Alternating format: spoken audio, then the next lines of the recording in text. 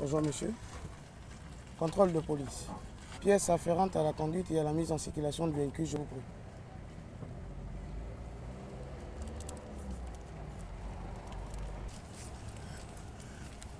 Bonjour chef. J'apprécierais que vous disiez bonjour monsieur l'agent. Car je ne saurais être chef avec le galon que j'ai.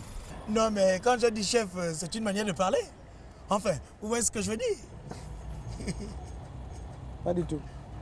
Mais bon, ce n'est pas la raison de ma présence. Monsieur, je constate que votre assurance a expiré il y a 6 mois de cela. Comment ça se fait que votre véhicule soit encore en circulation? Ah bon? Je ne m'étais pas rendu compte. Hein? Mais je vais régler ce problème-là rapidement. Ok. En attendant que vous régliez ce problème rapidement, je me vois dans l'obligation, et selon la loi, d'immobiliser votre véhicule jusqu'au paiement de la contravention et à la présentation de la nouvelle assurance. Chef, excusez-moi, monsieur l'agent. Sommes-nous obligés d'en arriver là?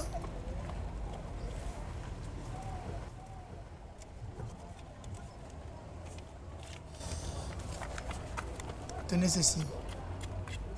Et oublions le problème de la contravention. Et je vous promets que le problème d'assurance sera réglé le plus rapidement possible. Monsieur, vous voilà là en pleine tentative de corruption envers un agent de force de police nationale dans l'exercice de ses fonctions. Après, vous diriez que ce sont les policiers qui procèdent au racket, n'est-ce pas? Mais non, monsieur l'agent. Vous n'êtes pas seul dans cette histoire. Autant c'est dans votre intérêt de vous faire un peu d'argent, autant c'est dans le nôtre de nous éviter à payer de grosses contraventions de 24 000 au trésor public. Monsieur, le policier est salarié. Bien payé ou non, ce ne sont certainement pas vos pauvres malheureux petits billets de 1 000, 2 000 ou 10 000 francs qui changeront grand-chose à sa situation financière. De deux, le policier est un homme intègre et se doit d'être respecté. Tenter de le corrompre est une insulte non seulement à sa personne, à l'uniforme qu'il arbore, mais mieux encore à l'institution qu'il représente. Pour ce fait, en plus d'immobiliser votre véhicule, je vous arrête pour tentative de corruption envers un agent de force de police nationale dans l'exercice de ses fonctions.